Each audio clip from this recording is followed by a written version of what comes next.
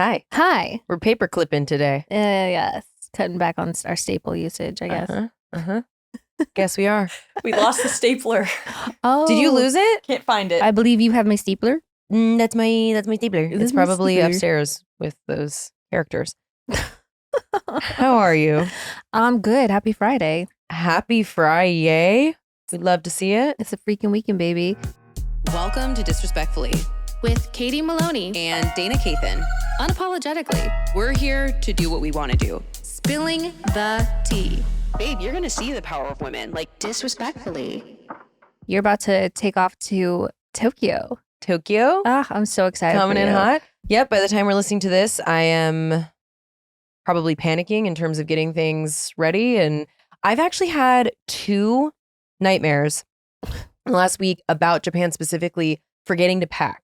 The first one, I completely forgot to pack altogether. The second one, I remembered, but then it was getting really close to when we had to board. And we've talked about this before, how there's certain locations in Dreamland you visit multiple times.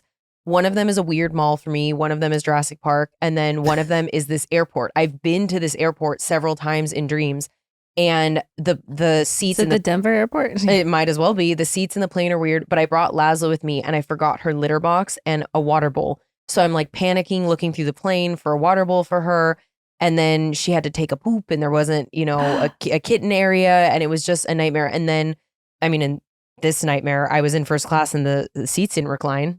I will be in econ heading to real Japan. So that was not even a factor anyway. So maybe just living out those fears. But yeah, I will pack and everything will be fine. And I, pack well. And this time there's no risk of losing any family heirlooms because those are gone. So I will trip's gonna say go better. the travel nightmares that you have like leading up to a trip are so panic inducing and anxiety riddled. I just can't. Do you know what's okay? On par with those waitress nightmares.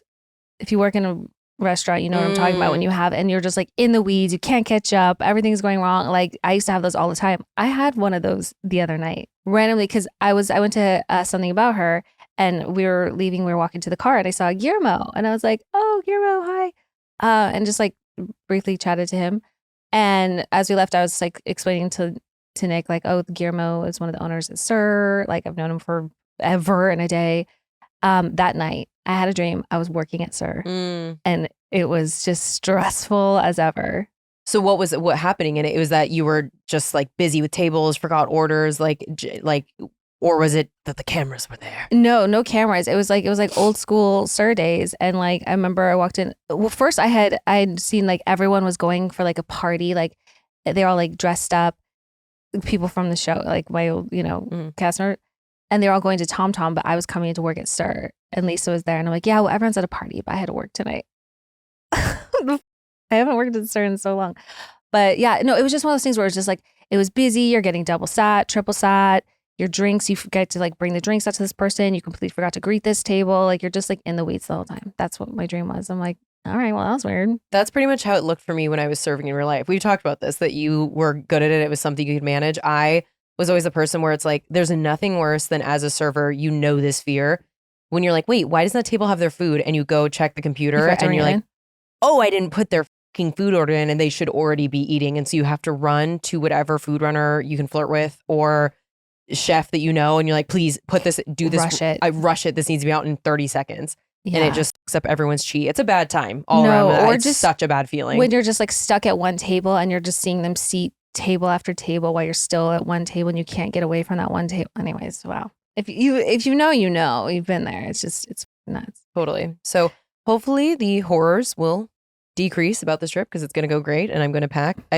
I'm someone who, right when I get home from a trip, obviously I unpack and do laundry, but also when it's a big trip like this and you're going somewhere far, I pack over a couple days and like I have my lists and whatever. And I look at my passport 50 times and make sure it's there. The way that I put it in its special secret place while I'm traveling. And then when I'm in the car on the way to the airport, I touch it. And then I get through security and I touch it. And then, all the things. But yeah, I'm really excited. I think that this is the first trip I've had in a while that when it's, you're going abroad and it's somewhere big, that me and my lists and my notes and everything, we actually only have one reservation food wise. There's this thing called Table Log. I don't know if you used it, but it's their version of, how you get connected at your restaurants and make reservations. And it's been incredibly difficult and you can't search by specific restaurant. So it's like categories, but there's a million omakase. There's a million. Mm-hmm. So we were able to make one reservation. We did it. And other than that, there's just so many good meals to be had that you can just walk up to. I'm like, you know what?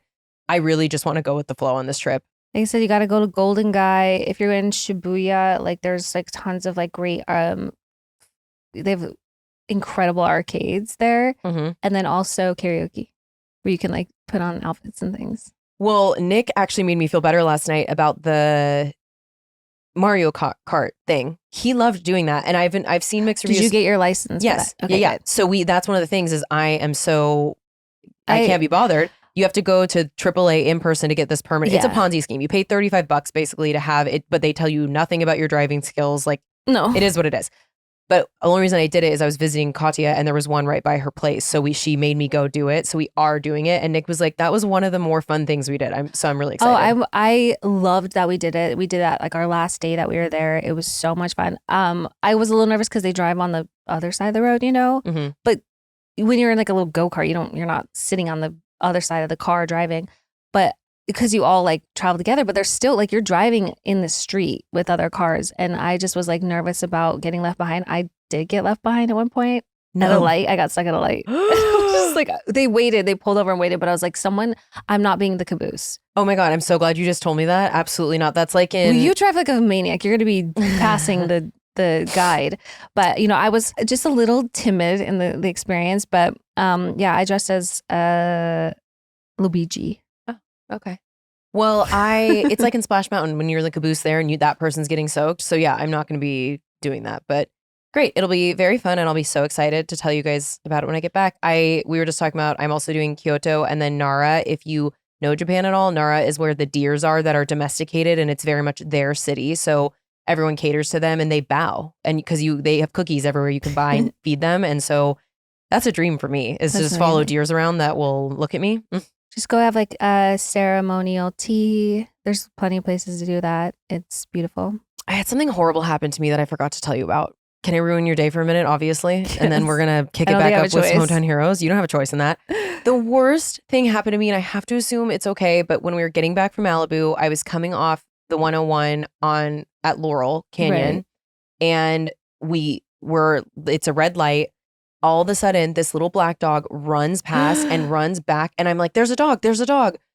And I was like, oh my God, should I get it? And I got out of my car. I'm driving because I'm driving them from Malibu. I get out of my car and I start to run and it's running up the off ramp.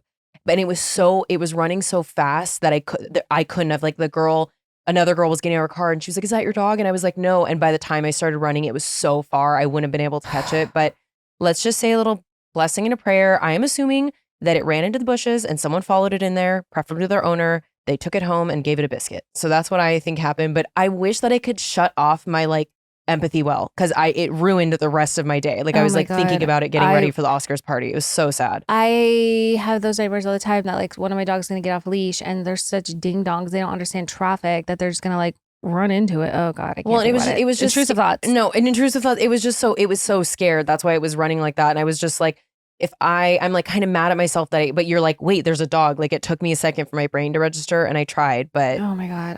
I'm just going to pretend that dog got to safety. Yeah. That dog is having the best time of its life right now. That's what now. Anyway, let's laugh. Should we do some Heauxmetown Heroes? Oh yeah. I love Is it even an episode of the show if I don't freak everyone out? Yeah. Just bring it down. Bring it right back up. Now it's my responsibility. Let's do some Heauxmetown Heroes. Emma says, hi, Katie and Dana. Big fan of Vanderpump Rules and have been a day one pod listener. It's taken me for a while to send this one in as it's something I still slightly cringe at when I think about it. However, I think it's time to share my story. Okay, warning, this one is so sad, but it's definitely a theme that comes up in these stories quite a bit. I was spending my summer backpacking through Europe and had finally arrived in Paris. After a couple weeks of living off hummus and fiber crackers, there I was in Paris living my best life, sipping wine, eating cheese, and all the yummy, rich French foods Paris has to offer. Mm. On a Friday night, I signed up for a bar crawl. I met a cute English guy who was visiting for a weekend and we hit it off. That night was a blur, thanks to an unfortunate amount of French wine and some very questionable decisions. Long story short, I ended up sharing a hostel bunk bed with him and we drunkenly did the deed. The next morning, still half drunk, we both went to, I don't know how to pronounce Gare du Nord? Gare du Nord, a giant train metro station, ready to go our separate ways. As we were waiting in line to buy metro tickets, my stomach started to grumble. Not really thinking too much about it, I thought I could just let out a discreet little toot and all would be well. Spoiler alert, it was not a fart, not even close. Suddenly, something warm and uninvited started running down my leg and onto the floor as I stood in the ticket machine line. Too shocked to move, I was still wearing a silk skirt with no tights. There was nothing to hide it. I couldn't decide whether to laugh or cry. The guy I was with saw what was happening and said, "Was that you?" I immediately ran off and by some miracle of God found a public washroom. There are very few and far in between in Europe. I locked myself in and started to clean myself up. My bodysuit was binned, legs thoroughly washed, and dignity sent down the toilet. I left the bathroom and headed towards my metro station. Luckily for me, the guy was gone, but the metro police stood around the excrement trying to figure out what happened. I slinked off to my train, got back to my hostel, and hid in bed for the rest of the day. Paris, je t'aime toujours, but officially you've broken me. Je t'aime toujours. Je t'aime toujours. Toujours. Toujours, whatever. I feel like I was like Phoebe and Joey just now, where she's trying to teach him French, and he's like bloop bloop bloop bloop bloop. Isn't that so upsetting? You're Dude. with the guy you hooked up next to, and that happening in general. I mean, there's just in general, like you're like in Europe again. There's not a lot of you're really just like it's you against the world. Well, and I just feel for her because the food you eat there, it is very rich, and I'm sure there was an onion soup involved and cheese you can't pronounce, and it just like I'm so sad for her. That would devastate. I got one rule in life, and it's never to trust a fart. That's true. I think I've sharted once in my life, but I was like at home. I was like getting ready to get in the shower, I think. You know what I mean? So it was a very, but just that lone experience and hearing all of these stories and friends' stories, I'm just like, I'll never do that. I mean, it happened. I mean, obviously I have tummy problems, but it happened to me once but I was luckily in the elevator heading to my home and I ran and was like, if I had been in public right now, this would have altered my brain chemistry. So thank you for sending that in. And I'm so sorry that happened to you. Yeah. Oh, good. Hey, wasn't Christmas super fun? Yeah. Oh, wait, that was 3 months ago, basically. Well, then also January felt like 6 years. February felt like 6 seconds. Like time is really just a construct. What's going on? I don't know. It's March. When did that I feel like it happen? was just my birthday, but my birthday was a month and a half ago. Your birthday of which year? We just don't know. I know, it's crazy. No matter how fast time seems to be flying by, it's never too late to make progress. And if you're saving up for a big purchase like a home or a car and need to build credit fast, Kickoff can help. They're the #1 credit building app in the App Store, and plans start at just $5 a month. No credit check, no hidden fees, and no interest. Sometimes life starts coming at you and just won't stop. Whether it's unexpected expenses, illness, or just getting behind in credit card payments, no one deserves the stress of a bad credit.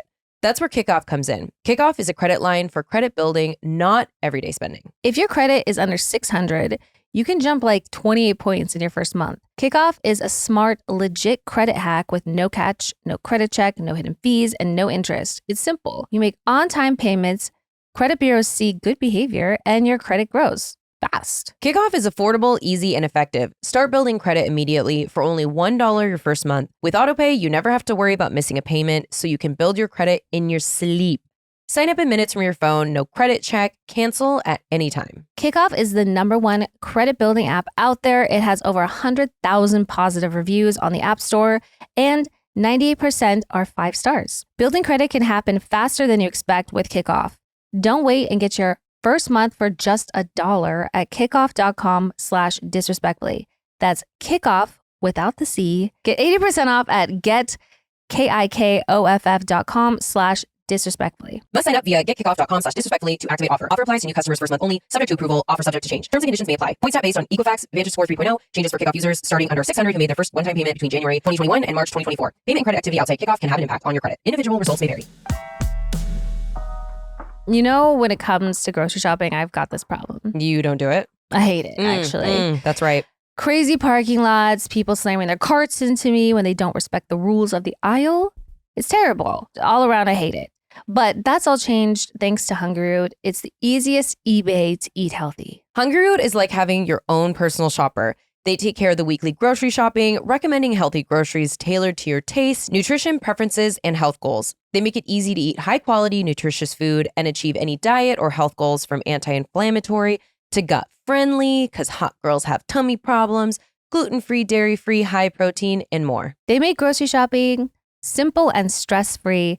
Just tell them about your goals and preferences, and they'll fill your cart for you with personalized recommendations that get smarter as they learn about you and what you like or didn't love. Hungry Root has great options for the whole family with healthy groceries like smoothies, kids snacks, sweets, ready-to-eat meals, salad kits, and even supplements. There's no high fructose corn syrup, artificial sweeteners, or preservatives in any of Hungry Root's food. They only source top quality meat and seafood free of hormones and antibiotics. I personally love the lemon pepper chicken and cilantro lime rice. It's delicious. You're going to love Hungry Root as much as I do. Take advantage of this exclusive offer. For a limited time, get 40% off your first box, plus get a free item in every box for life. Go to hungryroot.com/disrespectfully and use code disrespectfully. That's hungryroot.com/disrespectfully, code disrespectfully to get 40% off your first box and a free item of your choice for life. hungryroot.com/disrespectfully, code disrespectfully. All right. Okay. Next, Taylor says, "Hey, Katie and Dana, my name is Taylor, and I've been a VPR fan since the beginning, before it was cool. You gals are my faves. Anywho, I'm not sure if you've done one of these yet, but I figured I'd shoot my shot and share the worst thing I've ever done. I'm 31 now. This happened when I was around 19 to 20. I just remembering this. My little brother and his girlfriend at the time had a baby their senior year of high school. The girlfriend was not faithful to my brother. He was in denial. And she would leave the baby with him, my mom, or me every day to go cheat, all while living at my parents' house." She sounds like a fucking asshole. One day I was over there, got so fed up with seeing my brother cry that I took the girlfriend's toothbrush and brushed my asshole with it.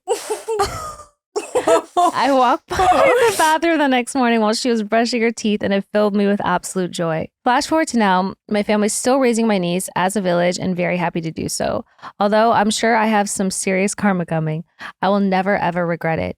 Don't fuck with the little brother, LOL. Hope this made you giggle like it does me every time I think about it. XOXO Tay. No, that was her karma. You were her karma. So I don't think you have anything to worry about. Don't even put that out there. But like, you were her karma. I remember I used to be really into Big Brother back in the day. And actually, I think her name was Dana. There was this really kooky girl on it. And it was like one of the first seasons. Obviously, they have cameras everywhere. She didn't like someone in the house and she used their toothbrush to scrub the toilet. And but she got caught before he used it. She got kicked off the show. And it's like that. So that's like an irrational fear of mine of my whole life. So this is like and that's nightmare fuel. But you know, Well, I understand how you're about your family. I'm the same way. That's why you just can't have people you don't like in your home, in your safe space, around your hygiene tools. Oh yeah. And if you're going to be cheating on someone, probably don't live with their family while you're doing that is a good idea. Yeah, but those people, man, they exist and they really are the fucking stain on society. Worker 2 says, "Hey, so I'm going to make this short and sweet as possible by, oh no, Adrian Brody. No, I'm just kidding. It's always the people who say that like keep it short. Yeah, I'd say so. I'm going to keep this short and sweet as possible, but I want to start out by saying I'm a huge fan of the podcast and love watching you both on Vanderpump Rules. So this is definitely different than your typical Hometown Hero story, but I really wanted to spread awareness and hope you can help me. I had been working at a strip club in Denver as a bartender since I was 19 until December of last year. I'm 32. You do the math. That being said, I could tell you some stories that would probably shock, horrify, and keep you giggling for hours, but that's for another time. Quick pause. Anyone who works at a strip club in any capacity, bartender, bouncer, owner, I need to know everything. actual stripper, we need stories. So send those in, please. Mm-hmm. A few hundred years ago, our company... What? Wow. Medieval times. Ye old brothel. Okay, you can keep that in. I don't know why I just said that. A few years ago, our company was bought out by a Texas-based company that owns more strip clubs in the U.S. than anyone else. Under new ownership, management was not only allowed, but encouraged to start taking 25% of our tips on certain sales. Sometimes more if they were in a bad mood. Any normal person would know that's illegal, but try telling that in Texas. Being the smarty pants I am, I decided to start taking photos of my tip splits with management. In September of 2024, a friend/coworker caught wave that the Denver auditor's office was investigating our club for wage theft. One thing led to another, and her and I got on the phone with them and spilled the tea. Together, we gave them over 80 photos, some videos, and audio recordings to support our claim that put a nail in their coffin. Clearly, the club was not happy when they found out and fired both of us as well as another coworker that same week. That's what we like to call retaliation. This week, the Denver Auditor's Office released a determination basically saying our club, as well as another under the same ownership, had committed widespread wage theft against more than 230 workers, entertainers included, and must pay $11,358 in restitution, LOL. This is a huge milestone for all of us, but the fight is going to be long and we're just getting started. I'm sure most of us have heard the term fuck around and find out. Well, they just did. Thanks for reading. Sincerely, Worker2. Okay, so Worker2 wrote this as $11,358,00. So we think that's a period. So we think they're saying 11,000. Well, 11,000 in rest is not a lot. So it could be 11 million. Like, think about. I feel like some strippers have make that like in a weekend. Yeah. So like that's just one person's tips in a weekend, possibly. So it's one or the other. We're not sure, but either way, we are proud of you. And by the way, yeah, if you get fired for what's the word I'm looking for? Not like ringing the bell, whistleblowing. If you get fired for whistleblowing, that is absolutely retaliation and you can sue them for that also. So we hope you get every dollar that is owed to you and then some. And then some. So proud of you guys for doing that. That's awesome. And the way that it's so grimy and predatory to me, especially in sensitive areas like people who do sex work or stripping or so many vulnerable people, and like them taking their very hard-earned money in that way is just like, fuck you. So no, it is. We love it. It reeks. Well, keep us updated. All right. Melanie says, hi, Katie and Dana. First, I want to say that I love you both so much. Vanderpump Rules got me through COVID, and I love seeing how close you two have become over the years. Day one disrespectfully listener here, and I love listening to y'all when I go hiking, which I know you both hate hiking, but listening to this podcast makes it more fun. Anyways, I have a fun hometown hero when me and my best friend were in our early 20s, newly single and ready to mingle. I like to tell the story, Gabby at the Abbey. I've changed some names slightly to keep this anonymous. Let me set the scene. I had gotten out of a 3-year relationship after moving to Los Angeles. I love all the references she makes. And I think that's why I picked this too, because visually for us, we'll enjoy it. After moving to Los Angeles to be with my boyfriend at the time.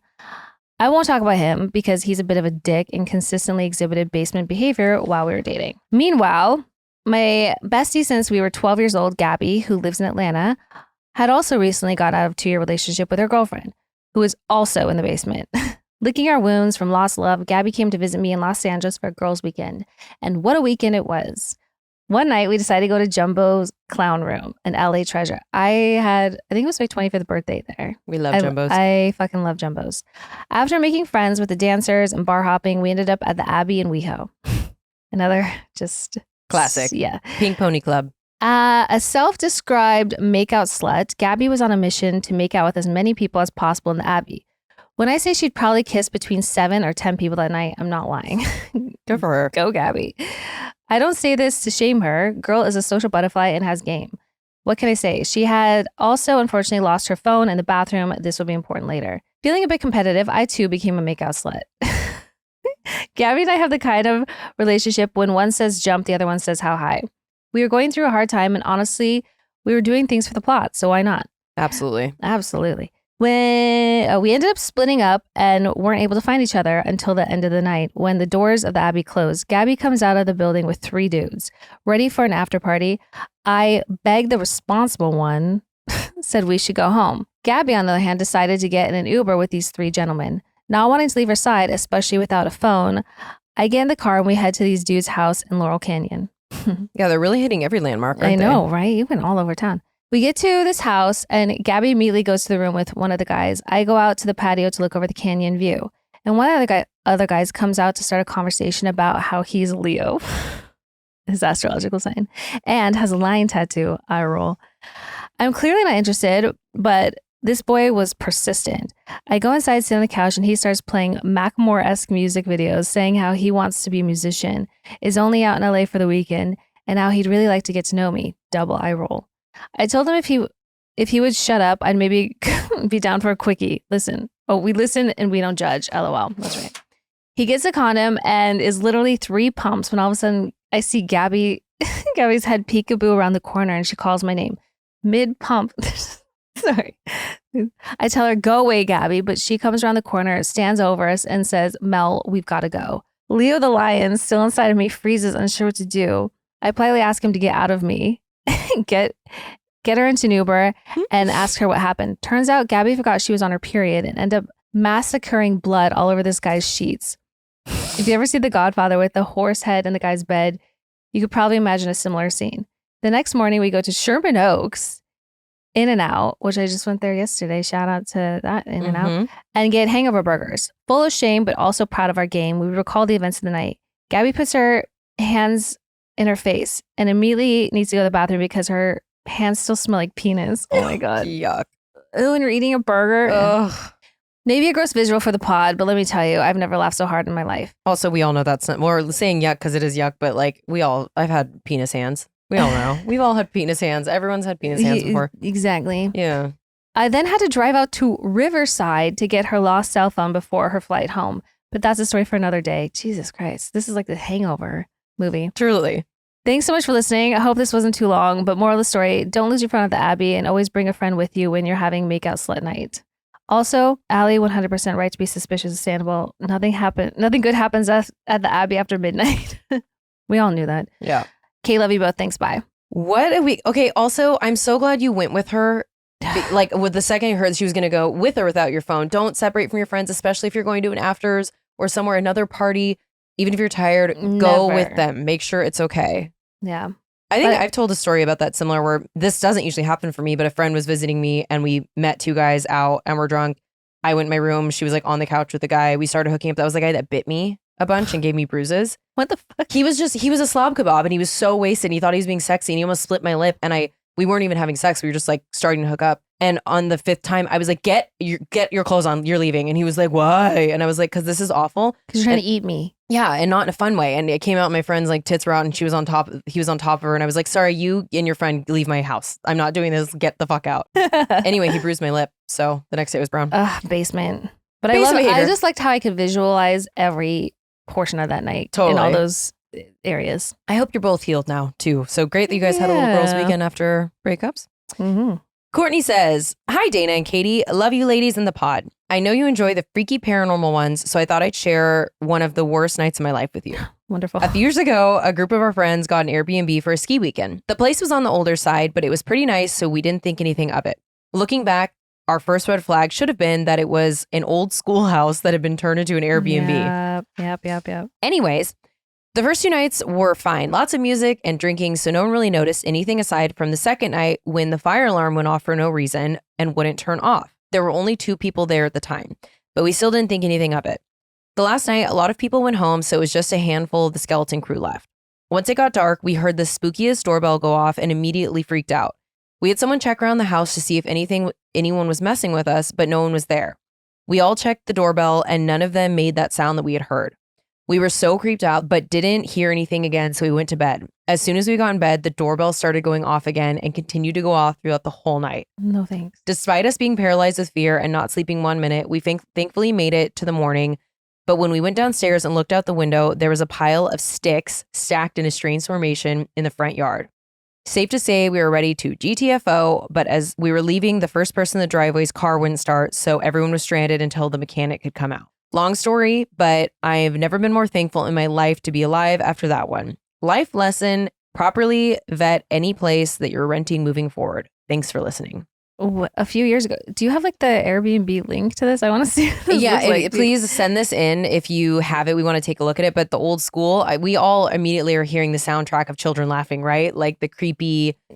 The thing is, the doorbell, that's such a I get it in that moment when you test the real doorbell and you realize that but you all heard it. It's like one of my ghosts from that first house that I was in, that the humming that sounded like it was in the room with us, but there was no one else there that could be making that noise. It's so menacing. But then in the morning, the sticks reminds me of Blair Witch. That's very Blair Witch to me. Like whether it's an entity or a person making those little things. I don't like either of those options. No, I don't like, again, even if it was nothing and someone was able to create that sound, I don't know. But it's just people that have that kind of time, I don't know what else they're capable of. Also, hopefully it was that you just didn't want to drink and drive. But if you guys were like sobered up by 4 a.m. and that doorbell still going off, I would have. I mean, it wouldn't have helped because the car needed to be fixed. But I would have left in the middle of the night. I'd be like, bye bye, bye. All right. So this last one we have is also a paranormal one. Look at that. Oh. Brittany says, hello, I love you guys. Don't ever stop the podcast. LOL. I've been a fan for a long time and really appreciate your views on many things. I have a story about New Orleans that happened over the past Mardi Gras. My mom moved there recently and I go quite often. Do I get a creepy, dark vibe whenever I go there? Yes. Do I love it? Absolutely. But this particular situation got a little too much for me. I feel very connected to the spiritual world. My great-grandmother was a witch in the Appalachian Mountains many years ago. Woo. We need more stories from you immediately. Yeah, please send them all in. I mean, she had a crow in a cage as her familiar. I can write more about that. Yeah, tell us everything. What are you about talking? that. Yeah, you can. You should absolutely write more about that. Anyway, I say that to say I truly believe in curses and spells, etc. I went to a parade in the French Quarter by myself. Bad mistake. Had a great time. As I'm leaving, I stopped by a bathroom in a bar and I find a cute little gold angel clothing pin and was like, oh my God, cute. I get home to show my mom all the cute throws I got from the parade and the golden angel clothing pin and say, oh, look what I found in the bathroom. I show her the angel and she looks at me and said, get rid of that right now. And I said, why? Apparently people who practice witchcraft or voodoo will leave things around for people to find that has a dark energy or presence that was transferred to it from someone else. They leave it around for other people to pick it up to transfer the bad energy to. I go outside to a local park at like 1 a.m. to leave this small clothing pin on a bench for someone else to find. Close my eyes, say a little saying to the pin to reject whatever it was trying to give me. The next day, it was gone. I guess someone else picked it up, which kind of feel bad about. My mom told me to put a line of salt across the front door to keep any bad shit out too for the night. Thank God I didn't keep that thing. A warning not to pick up anything you find in New Orleans, even if it's pretty, because it may have some bad stuff connected to it. Yeah. That's so West coded. Is it so? Yeah. So skull coated. But that's a good piece of information because I know people that are like little like ground score like scavengers like that. You never know. I mean, I think especially in New Orleans, and also if you're from there, they have like the best paranormal stories and whatnot. So please keep sending those in. But I think in general, I'm wary of things like that. Leave it where it is. I don't know. I'm very careful about taking things from places. You just never know. Like, so scary. And also, yeah, your mom, a witch in the Appalachian Mountains. Her great grandmother. We need more stories from you. A lot more. I need about that crow. Disrespectfullypod@gmail.com. We need your hometown heroes. We need your WWDDs, guys. Yeah, like I said, if you worked at a strip club, if you worked, where else did we say? I think it was medieval times. Yeah, New Orleans stories. Those are all welcome. Any stories are welcome, but yeah, especially those. We need them. All right, well, should we WWDD? Let's WWD. Let's solve some problems. Let's make everyone's lives wonderful. Okay, great. Easier. Right. Anonymous says, hello, you two lovely ladies. I am 27 and am currently working in med device sales in Northern Washington, LOL. I support during the surgery, so I'm very involved with the staff at the hospitals. Although I'm not employed by the hospital, I'm there every day, all day. Some of the staff see me as a friend and resource, but this one old circulator who is a raging continues to bitch about anything and everything. There's always at least one at every hospital. Dana should understand how some of the staff can make your job a real nightmare, and there's nothing you can do about it. Quick pin, yes, at every single hospital. And sometimes it's the person that lives in this, works in sterile processing. Sometimes it's a circulator. There's literally someone that can be mean to reps besides the doctors that just do. It's awful. I'm realizing how petty I am and in search of how to ruin their day, month, year without getting caught or getting any backlash. I've been giving her the cold shoulder and only speaking to her when I absolutely have to. Staff notices how she continues to go out of her way to personally attack me. Notices, but then will say, well, that's just Tammy. She's been in the hospital for 35 years and acts like she's in control of everything, but has no title, LOL. Should I continue avoiding her or should I do a complete 180 and be above and beyond obnoxious with the fake kindness? Please help. She makes me spiral. I'll have to take a beta blocker when I see her again Monday. Okay, so I had many Tammys in my day, and I picked this specifically because I can speak to that, but I think that this is an overarching theme, in my opinion, when it comes to a professional setting. I am very kill them with kindness. There's nothing you can do about it. You are going to have to work with her. I'm guessing that one of your main doctors operates at this hospital, so you have usually just a few doctors that are your main focus, so it's like that is where you are. There's nothing you can do about it to change it. And since that you don't work for that hospital or there's no one you can go to from an HR perspective. Mhm. But honestly, I think it's really effective when people know, like the rest of the people that work there, that she's being a bitch to you. If you go out of your way, I think it sends a message, just be nice. And like when she does something to you or says something awful, just be like, I'm sorry, what was that? Like make her say it again, and then make her look like the bad one. And if she's being really, really awful, be like, bye, Tammy, I hope you have the best day. And just smile. It totally disarms people who are like that, because the person with this problem and all the Tammys of the world it's a power trip. She feels really helpless in the rest of her life. Yeah. She knows she can abuse you, and she's probably also jealous of you and knows that you make good money and that you are going places in life. And so she wants to make you feel how she feels. Exactly. And if you don't give her that power, she'll just redirect it somewhere else, which isn't okay, but these people can't be stopped. No one's stopping them. No one's reprimanding them. So you shouldn't be the one to try to teach her a lesson that she just is never going to learn. And it's just going to be a waste of energy. I know it can be just stifling to feel like, I don't want to be nice to this person. They don't deserve my kindness. They don't deserve that, but they don't think like you do. So I think just conserving your energy that would be spent trying to find ways to ruin her day by just, I don't know, spending it back on yourself doing something else. And then just, I think you giving her the cold shoulder is still sending a message that what she's doing is getting to you. You remove the power by just like kind of acting like it doesn't faze you. Yeah.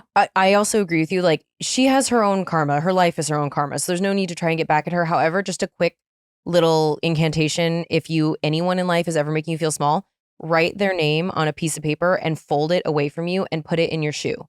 So like both socks on before both shoes, because I'm not a freak, but you put it in your shoe between your socks and walk around it all day. And basically what you're saying to the universe is, I'm above this energy. Mm-hmm. Like, you're not hurting them. You're not doing anything. You're just saying like, you don't have power over me. Yeah. Or you can do the same thing, rather putting in a shoe, put it in like a little jar of water and put it in the freezer. With some cayenne pepper. Yeah. A little banishing spell for you. Hope that helps. I hope that helps. All right. Anonymous says, hi, y'all. I'm in some desperate need of guidance with my relationship and whether to leave it or not. I, 24, they, them, have been with my girlfriend, 22, she, her, for about 8 months now. She is truly one of my favorite people to be around, and we have an emotional connection I've never felt before. Our relationship started amazingly, and I still see glimpses of that. But we've been dealt a bad hand in life the last few months. In September, my dad had a stroke.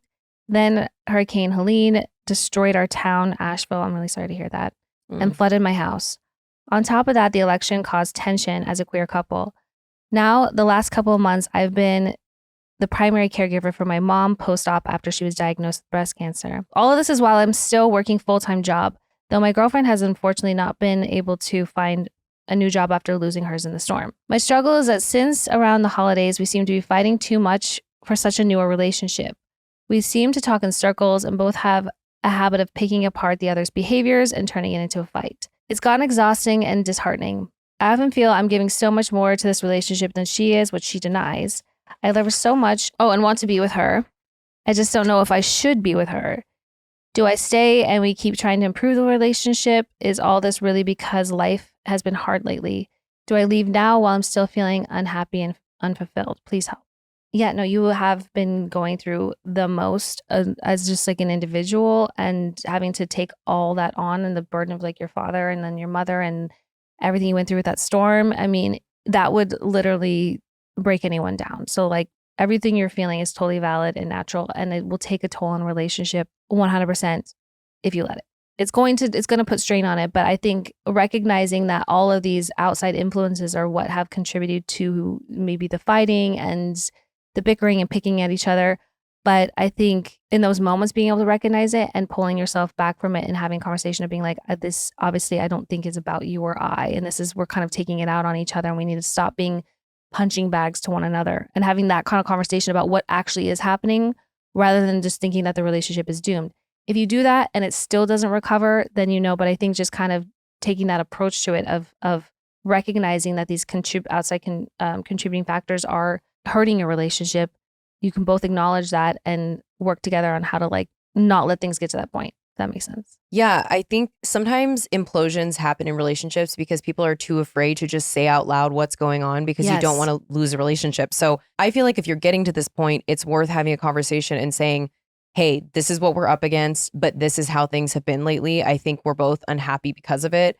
And I love you. I want to make this work, but things need to change. And having that conversation and then seeing how it goes going forward, and it might totally improve it. And then if it doesn't, and you've had that conversation, then like, okay, this is not something that's going to change. And sometimes hard times do change a relationship for the worse forever, and it does need to end. But sometimes it is just circumstantial of what's going on, and you have a lot on your plate. So I would say just have that honest conversation with them. Like, it's okay to say that out loud. Like, I'm worried about where we are, and I don't know if we're going to be able to make it, but I want to. So I want to try and work with you to get through this, as opposed to, fighting our own battles. Yeah, because obviously life will become easier at some point. Like right now it feels heavy and it feels like a lot, but when you do kind of finally come out on the other end of it, are you going to be happy that you really gave it your all and you tried everything to make it work, or are you going to have regrets about it? Right. So I hope that helps. Hope that helps. I don't know about you guys, but I want to live a long and luxurious life. That's why I've been using Function. Function is an all-in-one health platform that starts with over 100 advanced lab tests covering your entire bod: heart, hormones, liver, kidneys, thyroid, autoimmunity, cancer signals, toxins, nutrients, and more. Function Health is about taking control of your health through data, whatever you want to call it. Data. Instead of guessing what's happening inside your body, Function helps you know for sure, providing access to 100 plus advanced lab tests. These tests include insights into thyroid function, hormones, liver health, heart health, autoimmunity, kidney function, nutrient levels, heavy metal toxicity, immune system, electrolytes, and more. Most traditional annual checkups only cover 19 biomarkers. Function Health goes 5 times deeper, giving a comprehensive view that allows you to catch potential issues early and take proactive action. Your first set of tests helps establish a baseline of your health, giving you a starting point to compare future tests against. This makes it easy to spot changes, even subtle ones, and address them proactively. Lifespans are decreasing, chronic conditions are rising, and cancer is becoming more common in younger people. Knowing what's happening inside is key to prevention, which is why comprehensive testing is so important. Unlike some companies, Function doesn't sell supplements or prescriptions. The insights you get are unbiased and solely focused on your health. At $4.99 annually, the membership includes the cost of 100 plus lab tests through their nationwide lab partner. There are over 2,000 locations nationwide, making it accessible to a wider audience, and compared to traditional healthcare costs that could reach up to $15,000 for these exact tests. Health is universal. Function Health is for anyone who wants to understand their body better and make informed decisions for a longer, healthier life. Function currently has a waitlist, but they are offering our audience a chance to skip it. Head to functionhealth.com/DRF or enter code DRF when signing up to skip the waitlist. How's your vagina doing? She's at a 10. She's doing great today. How's yours doing? I feel like people should ask that. How are you doing? And also, how's your vagina doing? Because it changes day to day, depending on who you're asking. But today we're feeling good. How are you doing? Feeling great, actually. Okay, love. I think some people are scared to talk about their vagina because, sometimes when it's having an off day, you feel like it enters the room before you. It does. And the thing is, when it's not feeling great, luckily there's O Positive.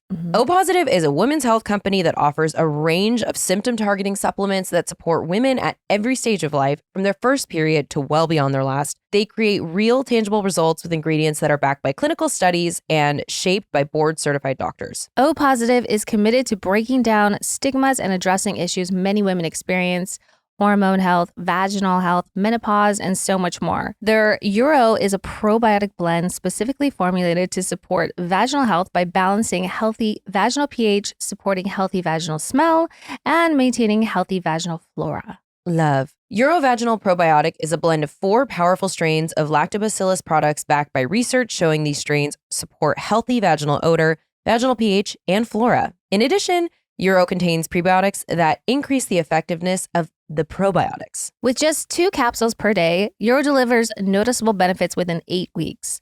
Many see results sooner, and so many customers talk about how the improvement in vaginal health led to greater confidence as well as better sex and intimacy. Take proactive care of your health and head to opositive.com/DRF or enter DRF at checkout for 25% off your first purchase. That's opositiv.com/DRF for 25% off. Jackie says, "Hi Dana and Katie, love the pod and I always look forward to listening every week. Maybe you ladies can help me. I'm itching to move away from my home state and go somewhere else in the country. I'm on the East Coast and have interests in Philly, San Francisco, and Denver. I'm 28 years old and I'm very happy with where I am now, but would also love to have the life experience to try a new place to live. How did you guys find the courage to leave your home states and venture to LA? Do you have any tips for things you wish you had known before you left? I'm a registered nurse and my husband works from home, so we can very easily move around since I can find a job almost anywhere. I would love to hear about your experiences. Love you both so much. Signed, fellow Coven member, Jackie. Okay, first of all, absolutely do it. If you can, move to a new city, try something different in your life. You will never regret having experience, even if the city doesn't end up being for you, then it's still like comparatively, it's all part of us growing into the people that we, eventually will be. For me, I was so done with Seattle, born and raised, went to school, came home. I was not doing well, needed to leave. I moved to San Diego originally with my job, and San Diego didn't end up being for me, but I don't regret going there because I don't know that my experience in LA would have been as positive or what it was if I had not had it to compare to San Diego. Yeah. So just like with you, work is a big thing that sometimes holds people back from moving. But if you have a job that allows you to move, go try somewhere else. Like, do your guys' research. You have a couple cities you've narrowed down and go check it out. Nothing has to be permanent. So it's like you go get a lease. So it's like, okay, I'll live somewhere for a year. And you also have to keep in mind when you move to new cities, something I wish I had known is it's not probably going to feel as amazing or comfortable, right? It takes time. So like you give it that year. Don't go somewhere for 2 months and be like, I hate this. Like give it a chance to say, you know how you feel about it. I would say that's my biggest thing too. Because whenever you're making a big change like that, there's that transition period. That is that like uncomfortable time that you have in a new place that you need to kind of just like let your bones settle there. I moved to LA when I was 20.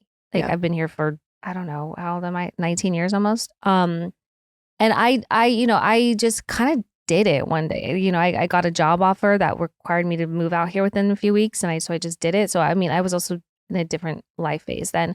But LA's it's a kind of place where it's like for the first couple of years, I was kind of like, I loved it at times and I hated it at times. And I'm really glad that I stuck it out because it's just been, I don't know, it's given me a lot in the life that I have now. And I have zero regrets about it. But I think as often as you can make change and experience new things, it's just going to like enrich your life so much more. And you're going to learn so much about yourself and each other and what you love about these places and what they bring out of you. And so I say definitely do it. But yeah, like even if you're like, okay, like we can get in, not an Airbnb, but like rent a place that's like more short-term but long-term if you're really not sure. So that way, if you have that sort of commitment phobia. But yeah, you have to give it time. And, consider every aspect of it. Consider like what, do you prefer walkability? Do you prefer driving? What kind of weather do you want to live in? I mean, you're on the East Coast, so you're probably used to like extreme conditions, but consider all that going into this next chapter of like what you really want your life to look like. Yeah. Good luck. Love. Yeah. Good luck. We hope you do it. Jennifer says, gonna keep this concise. Here the fuck we go. 2-minute read. Love it.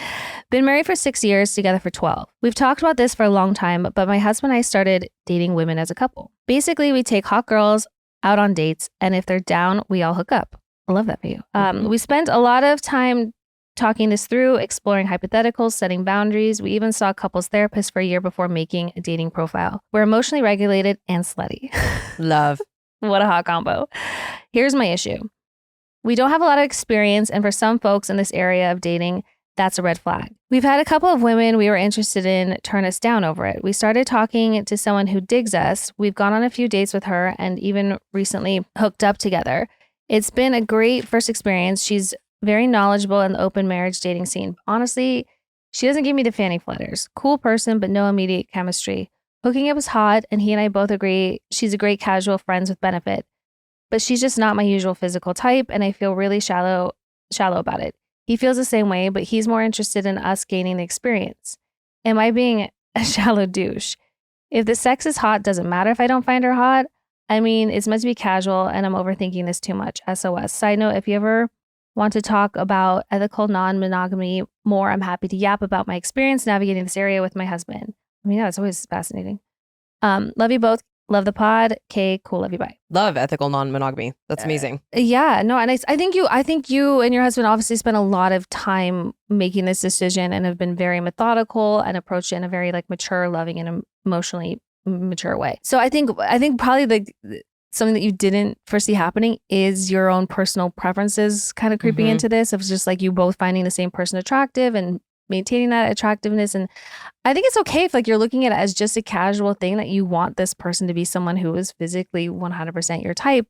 And you don't need to worry about any of the other things. You're not going to marry this person, obviously. And, you know, as far as it going any further, like you could see how that unfolds. I don't think you need to be like, well, we found someone who hasn't rejected us, so let's just stick it out. If you're not feeling it, move on to the next. I don't know. I think you have to get the most out of it too, I guess. Yeah, that's what I was going to say. It sounds like you've had several experiences with this person, so you've gained experience. So I think that's there. I kind of having a hard time differentiating because you think the sex is still hot, then that's great. But if you don't find some, but I guess, I mean, I've had sex with people I didn't necessarily think were that hot and it was great. But sometimes people become more attractive to you the more time you spend with them and get to know them on a personal level. So yeah. But I would say it doesn't make you a shallow douche. You like what you like. And also if the whole purpose of this is it's just a sexual thing, then yeah, you should want to think they're hot. So I would say if it doesn't bother you for now and you want to keep going, you can, but it's also okay to then keep looking and just keep it real light. Yeah. Don't be hard on yourself because you want to find someone hot that you're sleeping with. Yeah. Katie tells me that every day.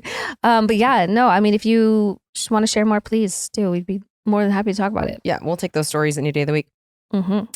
Taylor says, hi, Dana and Katie. I've been listening to the pod since the first time it aired and have written in previously about a story in regard to staying in the Patterson house a while back. I've been waiting to write this in for a while, but also scared to hear the truth. I, 29, have been with my boyfriend, 37, for nearly a year and 4 months, and I've never felt this way about anyone before. We have a lot in common, can be goofy with each other. I feel super comfortable with him, and it's the best sex of my life.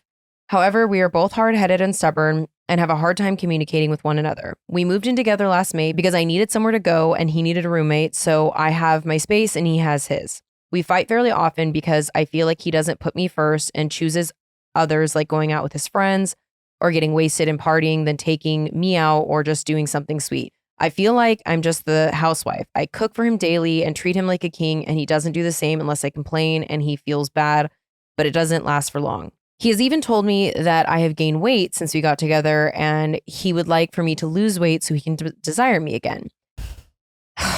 Mind you, though, he has gained a lot of weight and that's okay. I feel like everything is a double standard and hypocrisy with everything he says. He will be the first to yell about something and I try to be cool, but after a while I explode. Aries sign. And then he gets more upset. And once he calms down, I start crying and he blames it all on me. And if I wasn't the way I was, he wouldn't be the way he is. However, when the fires in California were happening, I was really depressed. Out here in Florida, I grew up in Monrovia, Arcadia, near the Eaton fires. And he told me I was being overly dramatic for crying. I was not yelling or anything, just harshing his mellow by getting drunk with his boys. As crazy as it sounds, I still love him and I want this to work, but I don't know how much longer I can mentally hold on with his emotional games he plays. What advice do you have in terms of communicating to better express how I feel? I try telling him and he gets upset and claims I'm just bitching over dramatic and wanting to fight. Sorry, this is long. I tried condensing it as much as I could as I'm here getting emotional writing this and want to say even more. I have loved you both for years and thank you so much for helping. I hope one day I get to go to something about her when I visit family in Cali.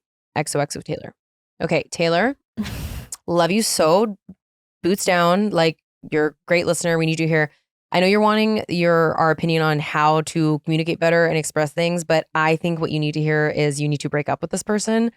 I think that his comments about your weight are a fireable offense in and of itself. When you have to beg someone to do the things that you need or want and they're not hearing you and you're having to scream it and it's not changing or it gets better for a really short amount of time and then it rebounds when they feel like they're in the safe area again because they don't want to lose you.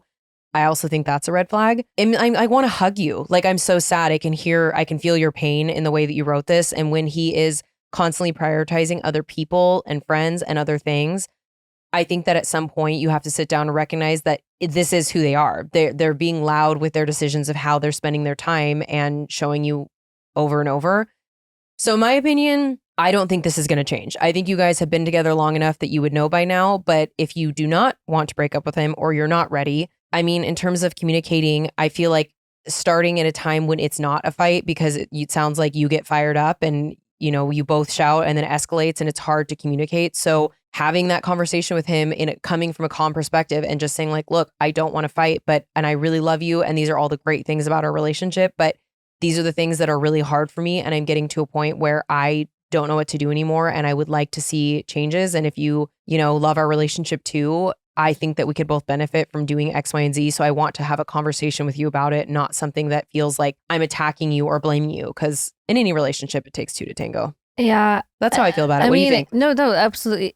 Like when you're saying try this community, I just know how this person is. And I do too. That I knew that just doesn't happen. The thing is, I obviously have experience in this department. And what it's doing is it's just making you small and it's shrinking you and feeling like you're powerless. If you could just get through to them, if they could just understand how you feel, if they could just put themselves in your shoes, then things could improve. And let me just tell you, it's never going to happen. They never will. Like he's already choosing everything else above you, even in terms of like how he wants to spend his time. I don't think he's going to set his feelings aside to be empathetic towards yours. And that is the harsh truth. And that is a really hard term to come to because you feel like you know this person and you want to think about the times they looked you in the eyes and told you they loved you, but you deserve someone who's going to cherish the fuck out of you, who's going to recognize your desire and commitment to making a relationship last and building a life with somebody and being an excellent partner to them. And this person doesn't appreciate you that way. And you feel like you've kind of like invested so much time into this relationship. It's been, almost a year and a half. And like, maybe you should try a little bit longer. But I just think when you just get to that point where you just always get to the point of frustration and fighting and yelling, it is so dysregulating. And I just think, the best thing you can do for yourself is choose yourself, find someone who's going to love you. If not, love yourself. But I think you're going to find someone who's going to be able to give you everything that you really want and deserve and who's going to bring as much to the table as you have. That's my bit. Agreed. So we're on final answer. We're both saying dump him. Dump him. Yeah, he's got to go. Love you though. Anonymous says, do I dump my BFF? Hi, you baddies. First off, like many of us girlies out there, I love you guys and I'm obsessed with the podcast. Easily the best two people on VPR, no comparison. You're both so down to earth and real, and the fact that you started a podcast together, truly chef's kiss. Well, thank you. I love you. Also random, speaking of real, Katie, the way you say real tickles my part of my brain that I can't explain. I don't know. I have like a weird Utah accent. Real. You say real. I say real. Real. Real. It's real, and you say real. Like I totally know what she's talking about. Well, thank you. Okay. Anyways, WWDD. One of my closest friends in childhood, let's call her Melissa, has been a dear friend of mine since like 2007. As tweens, we were inseparable. She came on my family trips with me. We shared a love of all things emo, and she and I just clicked. We stayed friends over the past almost 2 decades, and to say things have changed is, well, an understatement. A series of events happened that really made me view her differently. Prior to meeting my husband, Melissa married her high school sweetheart and quickly moved to Connecticut to be with him. They seemed perfect together for 10 plus years until one day she caught him watching porn in secret and stalking girls half his age. Long story short, she divorced him. I was proud of her for being brave enough to leave and start a new chapter, but things then really changed between us. I went from being her friend to her on-call therapist. For about a year, simultaneously, I was just starting to date and fall in love with my hubby. She would call me 3 to 4 times a day or 3 times a week, wanting 2 to 3 hours of my time every evening to vent about, well, everything.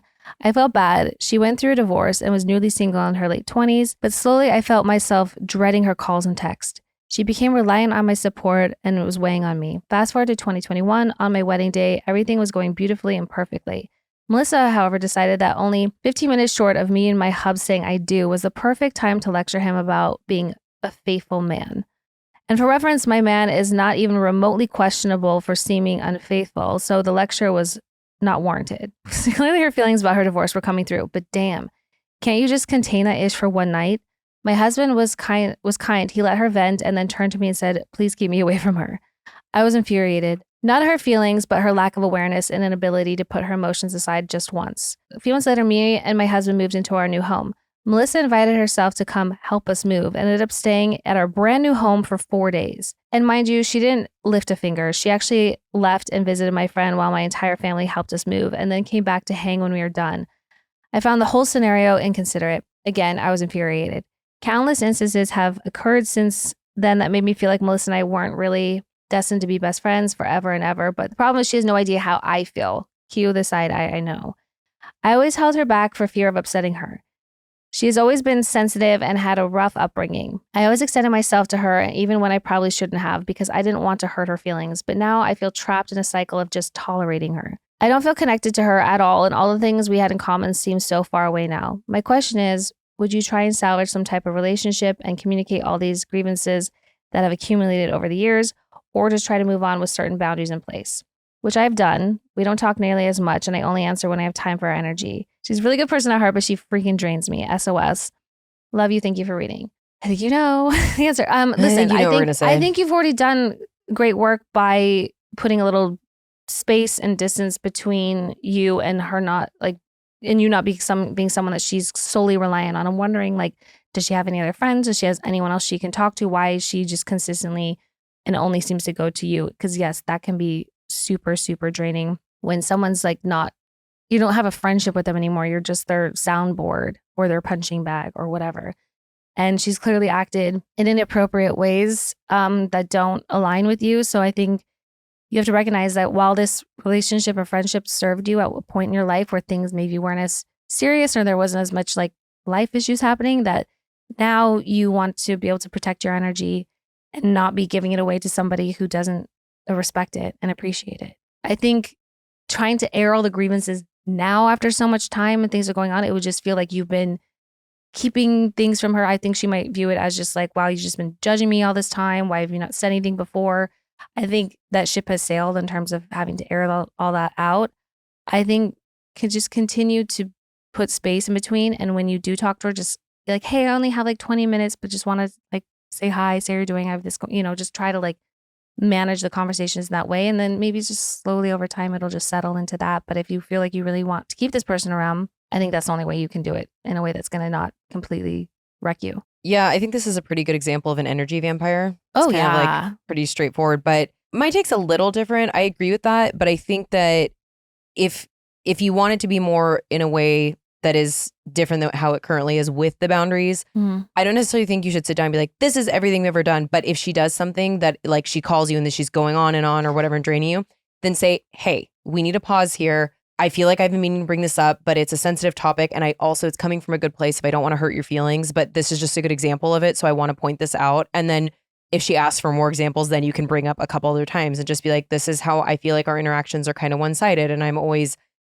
being there for you about this, that, and the other. And it is draining sometimes. Like, I think that in general in life, it's hard to tell people that we don't want to hurt things that are difficult, but sometimes they need to hear it and like would be good for her. I know, but downline, although it's not your responsibility. Yeah. And a lot of times people need to hear a lot of things, especially people that are completely self-unaware. Yeah.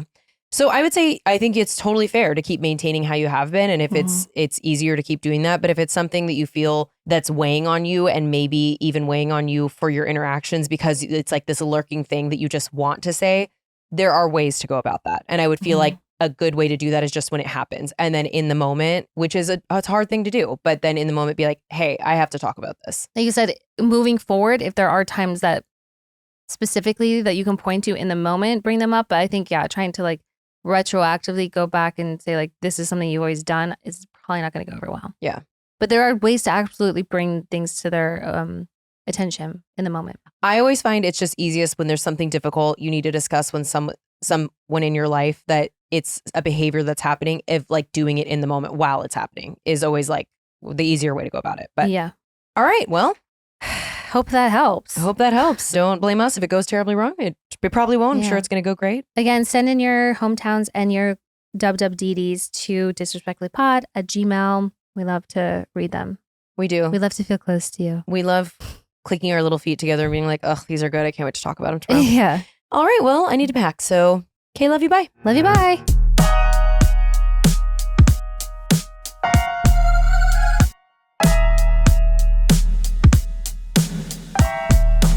Babe, you're gonna see the power of women, like disrespectfully.